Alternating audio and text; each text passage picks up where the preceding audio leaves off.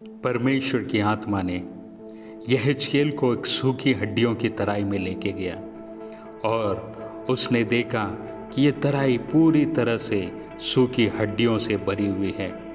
तब परमेश्वर ने यहेजकेल से पूछा, हे मनुष्य की संतान, क्या ये हड्डियां जी सकती है? यहेजकेल ने कहा, हे परमेश्वर, तू ही जानता है। परमेश्वर ने यहेजकेल से कहा, हे मनुष्य के संतान, इन हड्डियों से भविष्यवाणी करके कह, हे सूखी हड्डियों, यहोवा का वचन सुनो।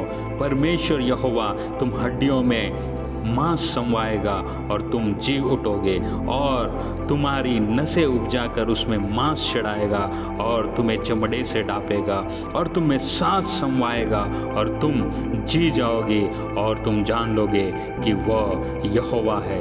इस आज्ञा के अनुसार यहेजकेल भविष्यवाणी करने लगा और भविष्यवाणी कर ही रहा था कि आहट आई और बोहीडोल हुआ और वे हड्डियां इकट्ठी होकर एक से एक जुड़ने लगी और वो देखता रहा, उनमें नसें उत्पन्न हुई और मांस समा गया।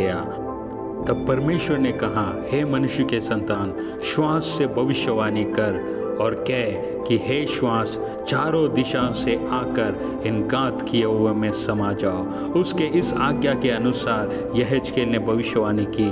तब श्वास उनमें समा गई और वे जीकर अपने अपने पांवों के बल खड़े हो गए और एक बहुत बड़ी सेना हो गई। फिर उसने यहेजकेल से कहा, हे मनुष्य के संतान, ये हड्डियां इज़राइल के सारे घराने की उपमा है। वे कहते हैं, हमारी हड्डियां सूख गई है और हमारी आशा जाती रही, हम पूरी रीति से कट चुके हैं। इस कारण भविष्यवाणी करके उनसे कह, परमेश्वर यहोवा यो कहता है, हे मेरी प्रजा के लोगों, देखो मैं तुम्हारे कब्रें खोलकर तुमको उनमें से निकालूंगा और इज़राइल के देश में पहुंचा दूंगा। सो जब मैं तुम्हारी कब्रें खोलूं और तुमको उनमें से निकालूं, तब हे मेरी प्रजा के लोगों, तुम जान लोगे कि मैं यहोवा हूँ और मैं तुम में अपना आत्मा समवाऊंगा और तुम जियोगे और तुमको तुम्हारे निज देश में बसाऊंगा। तब तुम जान लोगे कि मुझ यहोवा ने ही यह कहा है और किया भी है। यहोवा की यह वाणी है। मेरे प्रियो, आज इस्राएलियों की इस दशा के समान हम में से भी कई ऐसे लोग हैं जो ये सोच रहे हैं कि हमारा जीवन खत्म हो चुका है, हमारे पास कोई आशा नहीं है क्योंकि हम नष्ट हो चुके हैं, हम मर रहे हैं, हमारी परिस्थिति बहुत बेकार है, अब हमारे पास कोई बचाने वाला नहीं है, अब हमें छुड़ाने वाला कोई नहीं है। जिस परमेश्वर ने सूखी हड्डियों में जान डाला, जिस परमेश्वर ने सूखी हड्डियों को एक जीवित सेना करके खड़ा किया, वो परमेश्वर आज भी जीवित है और आज भी महान कामों को करने की ताकत को वो रखता है। जिस रीति से इजरायली लोग निराश हो चुके थे, आशा खो चुके थे, उन इजरायलियों से परमेश्वर ने बात किया। आज परमेश्वर आपसे बात कर रहा है। आपके जीवन में आशा नहीं है, आप निराश हो चुके हैं, आप बीमारी से लड़ रहे हैं, आप आर्थिक तंगी से लड़ रहे हैं, आप अपने जीवन से परेशान हो चुके हैं और आप ये सोच रहे हैं कि हम इस परिस्थिति से बाहर नहीं निकल सकते।